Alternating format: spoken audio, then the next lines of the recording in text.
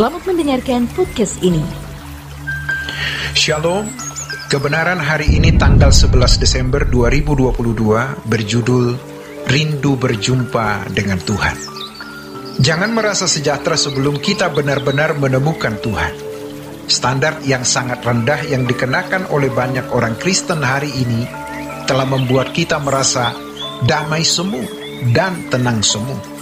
Seakan-akan dengan kehidupan kekristenan yang sudah dijalani dengan ke gereja setiap minggu atau di pertengahan minggu, kita sudah menyerap pengenalan akan Allah, yang sebenarnya itu hanya pengalaman liturgi, pengalaman seremonial beragama, tetapi belumlah pengalaman langsung. Mari kita benar-benar fokus ke Tuhan.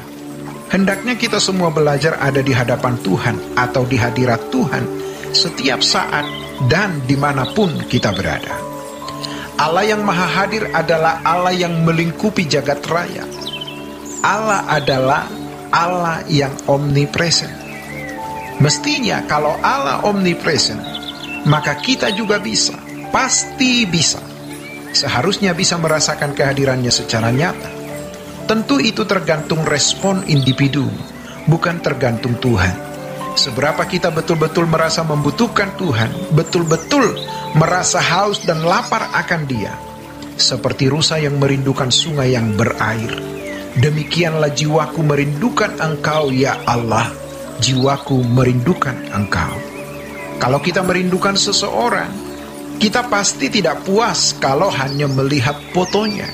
Bahkan sekalipun bisa FaceTime dengan video call, kita pasti kurang puas.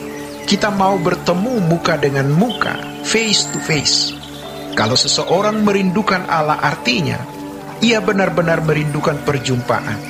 Jangan digantikan dengan belajar pengetahuan tentang Allah di dalam nalar.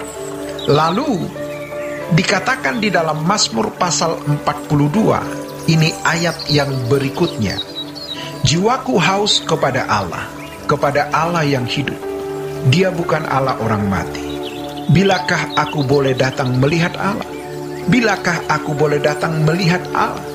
Kalau sudah bicara mengenai melihat Allah, ini jelas berbicara mengenai perjumpaan dengan Dia. Juga bisa berarti merasakan kehadirannya.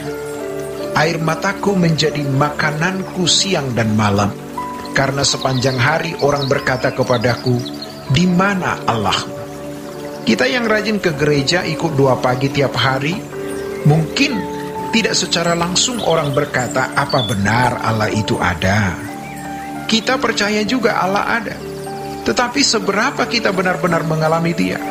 Dengan datang ke gereja, dengan doa tiap pagi, seberapa kita telah memiliki pengenalan akan Allah dari perilaku kita yang serius mencari Tuhan? Jangan pedulikan orang-orang yang berkata, biasa sajalah, percaya, ya percaya, Allah itu ada. Kalau kita mau mengenal Allah secara pengetahuan atau secara kognitif, kita belajar 1 tahun juga bisa jadi pinter. Kalau tiap hari belajar, tiap hari membaca buku teologi. Tetapi untuk mengalami Tuhan itu sepanjang umur hidup kita. Air mataku menjadi makananku siang dan malam, karena sepanjang hari orang berkata kepadaku, di mana Allahmu? Maka kita berkata, Tuhan, sebenarnya Engkau di mana? Karena orang bertanya, di mana Allahmu? Maka kita harus mengalami, kita harus membuktikan Allah ada. Inilah yang hendak ku ingat. Sementara jiwaku gundah gulana, galau karena hal ini. Bagaimana aku berjalan maju dalam kepadatan manusia mendahului mereka, melangkah ke rumah Allah dengan suara sorak-sorai dan nyanyian syukur dalam keramaian orang-orang yang mengadakan perayaan. Aku mencari Tuhan dengan rela. Aku mencari Tuhan dengan sukacita, karena ini kebutuhanku. Mari kita berambisi untuk mengalami Tuhan. Kalau seorang pengkhotbah tidak bisa tidak harus mengalami Tuhan. Selanjutnya, dia harus bisa menyuarakan apa yang Tuhan kehendaki untuk disuarakan. Termasuk worship leader. Harus ada perjumpaan dengan Allah, supaya hidupnya dibungkus, dilingkupi kehadiran Allah, sehingga pada waktu menyembah, menyanyi, itu sudah ada dalam lingkup hadirat Allah. Orang bisa menyanyi tetapi tidak memuji. Orang bisa mengucapkan kata-kata penyembahan tetapi tidak menyembah. Beda dengan orang yang ada dalam lingkup hadirat Tuhan.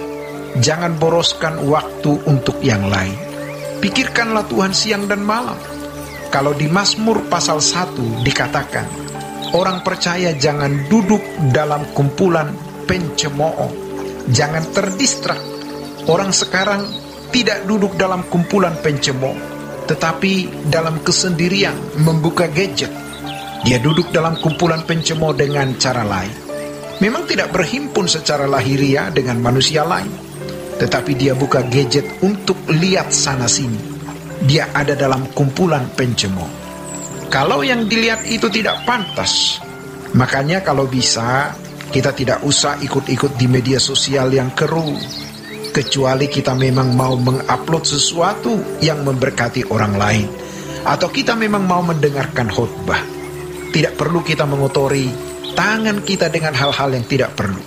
Dari cara kita menulis sesuatu di media sosial, tampak martabat kita, tampak kecerdasan rohani kita. Ayo, kita semua ada di hadirat Allah setiap saat. Demikianlah kebenaran hari ini. Tuhan Yesus memberkati. Sola Gracia.